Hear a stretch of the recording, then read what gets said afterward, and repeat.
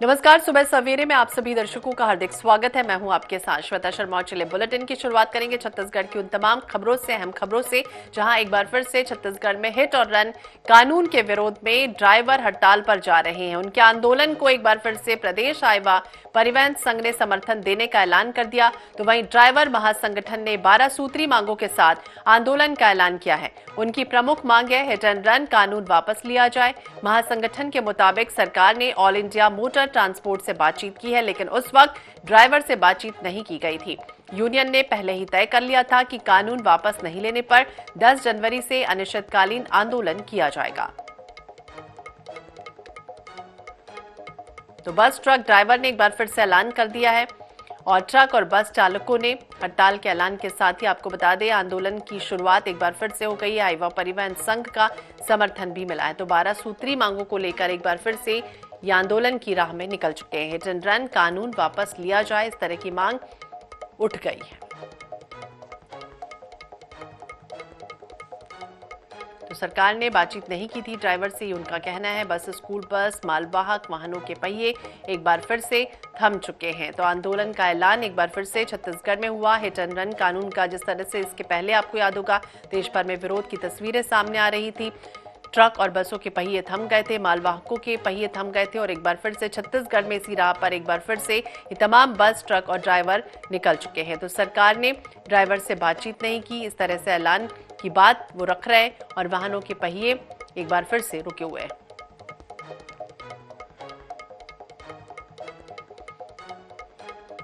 तो छत्तीसगढ़ हाईवा परिवहन संघ का समर्थन इन्हें मिला है। 12 सूत्री मांगे हैं जिसे लेकर ये एक बार फिर से मुखर हो रहे हैं।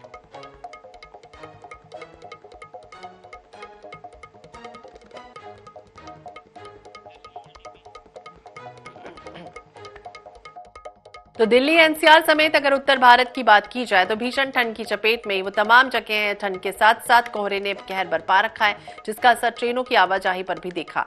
वहीं मध्य प्रदेश में सर्दी का सितम जारी है, तो राजधानी भोपाल समेत कई शहरों में घना कोहरा छाया रहा और विजिबिलिटी 10 मीटर से भी कम है। प्रदेश में ग्वालियर सबसे ठंडा है, जहां तापमान में 6 डिग्री सेल्सियस की गिरावट दर्ज की गई। तो प्रदेश के कई शहरों में कोहरे के साथ बारिश की भी संभावना है।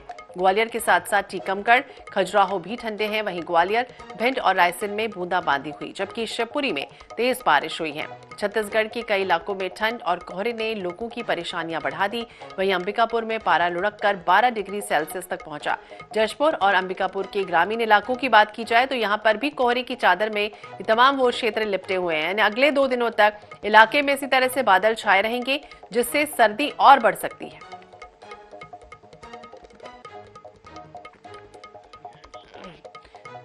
ज्यादा जानकारी के लिए बात करेंगे संतोष कश्यप, हमारे सहयोगी अंबिकापुर से जुड़ गए हैं। संतोष, क्या जानकारी मिल रही, क्योंकि आपके क्षेत्र की अगर हम बात करें तो यहाँ किस तरह से विजिबिलिटी देखी जा रही है, दूसरी तरफ अगर बात करें तो सर्दी का सितम किस तरह से हावी है और लोगों की परेशानियां किस तरह की बढ़ रही? जी देखिए, बिल्कुल जो अंबिकापुर है वहाँ पर जो ठंड का काफी असर यहाँ पर देखा जा रहा है। अभी भी सुबह के 7:30 बज चुके हैं और जो शीतलहर जो हवाएं हैं वो चल रही है यहाँ पर। तो कहीं ना कहीं जो ठंड है उस ठंड के कारण लोग अब अलाव और गर्म गर्म कपड़े का सहारा तो ले ही रहे हैं।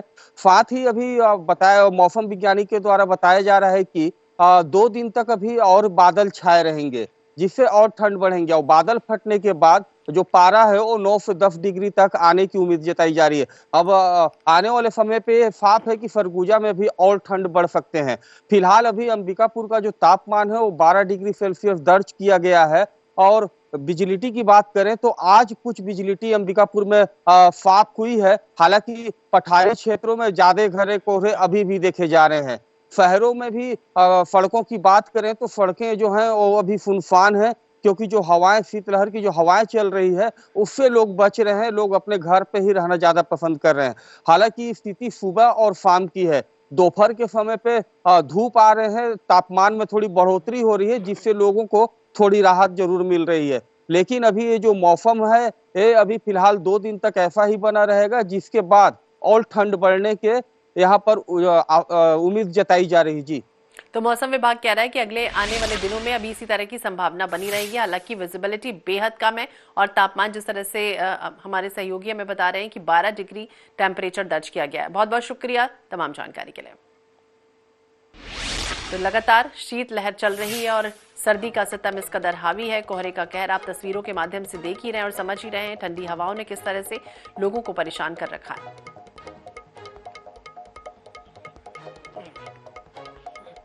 तो छत्तीसगढ़ भाजपा ने अभी से लोकसभा चुनाव की तैयारियां शुरू कर दी हैं। भाजपा प्रदेश अध्यक्ष किरण देव ने इसके लिए समितियों का गठन भी कर दिया, जिसमें नव सदस्यता अभियान समिति, महिला स्व सहायता समूह और गैर सरकार संस्था संपर्क अभियान समिति, दीवार लेखन और होर्डिंग्स, गांव चलो अभियान, श्री राम दर्शन समिति, बूथ सशक्तिकरण अभियान, ये तमाम वो योजनाएं हैं जो शामिल हैं। पार्टी नव सदस्यता अभियान समिति में संयोजक अजय चंद्राकर, तो सह संयोजक राम सेवक पैकरा, प्रदीप गांधी और महेश कागड़ा के नाम भी शामिल है। तो महिला स्व सहायता समूह और गैर सरकारी संस्था संपर्क अभियान समिति में संयोजक प्रबल प्रताप सिंह जुदेव, सह संयोजक शालिनी राजपूत, लक्ष्मी राजवाड़े, भावना बोहरा और किशोर महानंद शामिल हैं।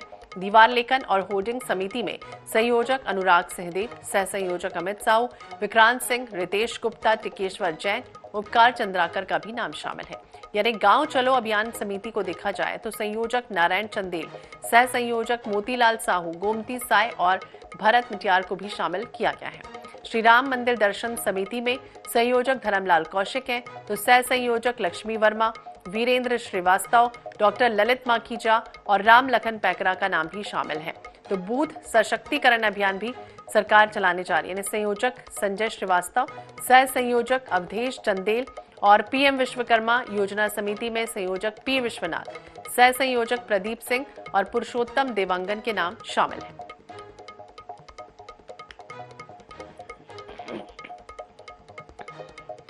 और मुंगेली से खबर आपको बता दें, जहां डिप्टी सीएम अरुण साव का बड़ा बयान सामने।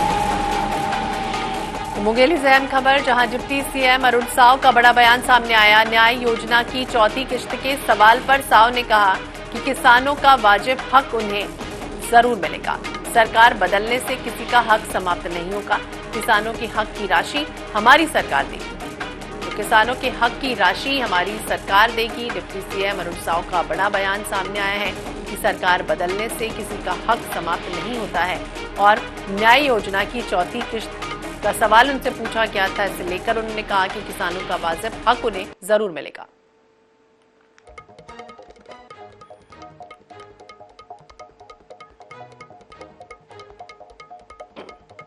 देखिए, किसानों का जो वाजिब हक है वो मिलेगा। सरकार बदलने से किसी का हक समाप्त नहीं होता है और निश्चित रूप से किसानों का जो हक है, हक की राशि हमारी सरकार निश्चित रूप से देगी।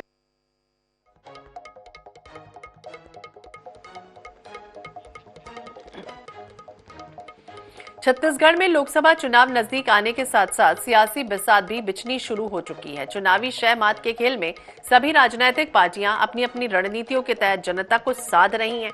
तो इस बार लोकसभा चुनाव में 2019 लोकसभा चुनाव की तरह कई नए चेहरों के साथ विधायकों को भी चुनावी रण में उतारने का अनुमान लगाया जा रहा है। दिखाइए, देखते हैं एक खास रिपोर्ट। छत्तीसगढ़ में विधानसभा चुनाव के बाद राजनीतिक पार्टियों का पूरा फोकस लोकसभा चुनाव पर है। सत्तासीन भाजपा प्रदेश की सभी 11 की 11 सीटों पर जीत का परचम फहराना चाहती है।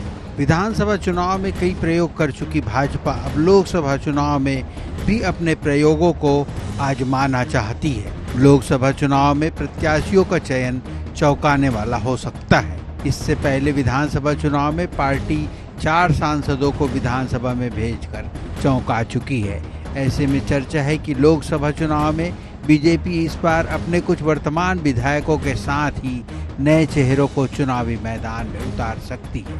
हालांकि चेहरों को लेकर प्रदेश अध्यक्ष किरण देव ने कहा, ये तो राष्ट्रीय नेतृत्व तय करेगा, हम नीति निर्धारण की ओर आगे बढ़ चुके हैं।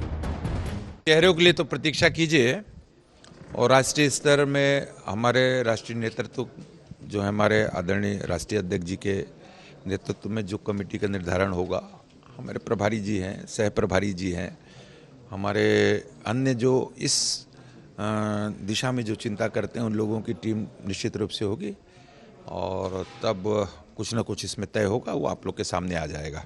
इसमें अभी नीति निर्धारण की ओर बढ़ चुकी है भारतीय जनता पार्टी छत्तीसगढ़ प्रांत में और पूरे देश में भी।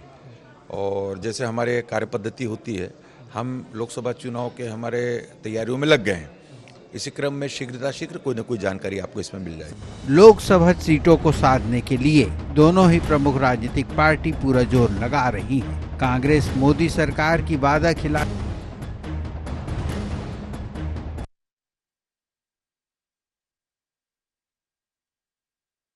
मजबूती के साथ खड़े होने की तैयारी कर रही है। देखिए, हमने पूरी एकजुटता से विधानसभा का चुनाव लड़ा था। यह ठीक है कि परिणाम हमारी अपेक्षाओं के अनुरूप नहीं आए और पूरी तरीके से पूरी एकजुटता के साथ लोकसभा का चुनाव भी कांग्रेस पार्टी लड़ेगी और लोकसभा चुनाव के परिणाम विधानसभा चुनाव के इतर आने वाले हैं। उसका एक बड़ा कारण यह है कि अब की बार जनता मोदी सरकार से छुटकारा चाहती है। विशेष तौर पे जो उन्होंने वादा किया था महंगाई, बेरोजगारी, वादा खिलाफी, सुशासन का, उसमें पूरी तरीके से नाकाम साबित हुए हैं। तो ये सारे मुद्दे लेके हम जनता के बीच में जाएंगे। अब पूरी एकजुटता से हम लोकसभा चुनाव लड़ेंगे। 2018 के विधानसभा चुनाव में महज 15 सीटों पर सिमटी बीजेपी 2023 में छत्तीसगढ़ में सरकार बनाने में कामयाब हुई है। ऐसे में बीजेपी के अंदर लोकसभा चुनाव को लेकर जोश है। वहीं कांग्रेस भी मजबूती के साथ जनता के बीच जाने को तैयार है। ऐसे में दोनों के बीच मुकाबला दिलचस्प होने की उम्मीद है। रायपुर से INH 24/7 के लिए स्वप्निल गौरखेड़े की रिपोर्ट। तो छत्तीसगढ़ जनता पार्टी के अध्यक्ष अमित जोगी ने दिल्ली में गृह मंत्री अमित शाह से मुलाकात की है और इस मुलाकात के बाद अमित जोगी ने सोशल मीडिया पर फोटो शेयर भी कर दी। JCCJ मुखिया अमित जोगी की अमित शाह से मुलाकात के बाद अब जोगी के अगले कदम पर सियासी अटकलों का दौर चल निकला है। जाहिर सी बात है कि छत्तीसगढ़ के नए राज्य बनने के बाद पहले CM रहे अजीत जोगी ने छत्तीसगढ़ जनता पार्टी का गठन किया था। अजीत जोगी के निधन के बाद अब उनकी विरासत अमित जोगी ही संभाल रहे हैं। हालांकि 2023 के विधानसभा में JCCJ का कोई भी विधायक निर्वाचित होकर विधानसभा पहुंच नहीं पाया।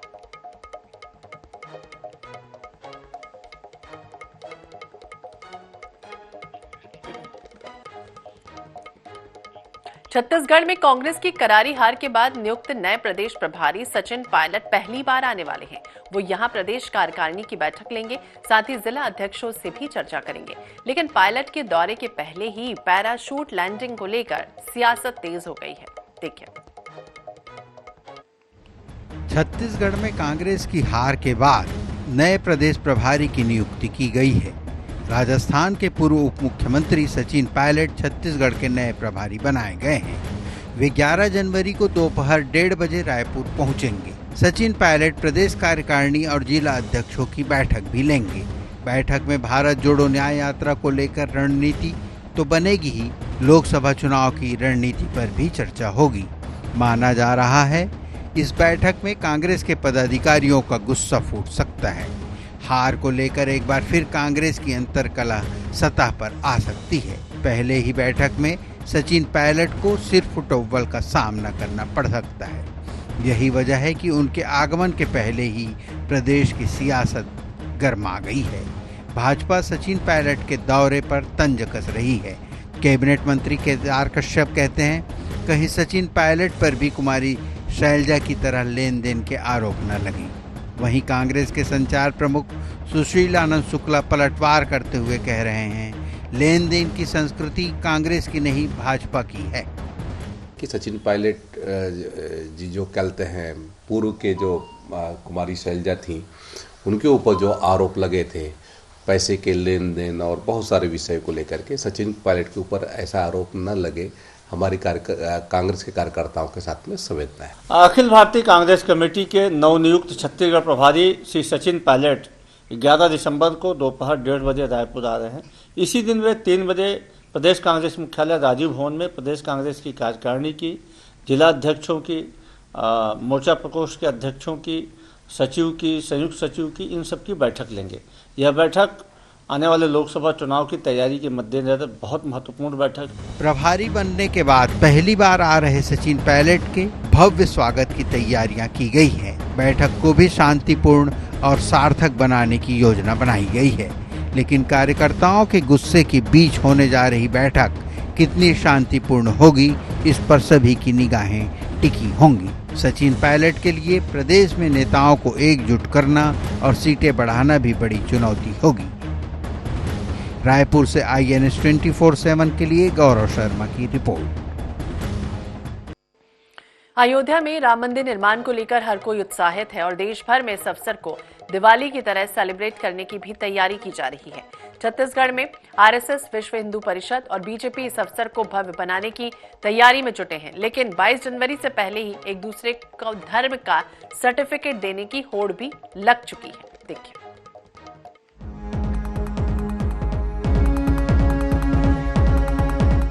छत्तीसगढ़ ही नहीं, पूरे देश और दुनिया के लिए 22 जनवरी की तारीख बेहद खास होने जा रही है। 22 जनवरी को रामलला अपने भव्य और दिव्य मंदिर में विराजमान होने जा रहे हैं। इस अवसर को खास बनाने RSS, VHP और BJP ने पूरी ताकत झोंक दी है। BJP और RSS के लोग घरों तक अक्षत कलश पहुंचा रहे हैं। 4 फरवरी से अयोध्या दर्शन के लिए यात्रियों के नाम की सूची बनाई जा रही है। भक्तों से 22 जनवरी को दिव्य ज्योति प्रज्वलित करने की अपील की जा रही है। जब अयोध्या में प्रभु राम विराजमान हो, अपने घरों में भी श्री राम ज्योति जलाएं, दीपावली मनाएं। एक तरफ तो रामलला के भव्य मंदिर निर्माण की खुशियां हैं, उत्साह है, दूसरी तरफ छत्तीसगढ़ में भाजपा और कांग्रेस के बीच धर्म को लेकर बहस छिड़ गई है। दरअसल कांग्रेस का आरोप है कि भाजपा राम मंदिर को लेकर राजनीति कर रही है। वहीं अब भाजपा ने कांग्रेस को धर्म विरोधी करार दे डाला है।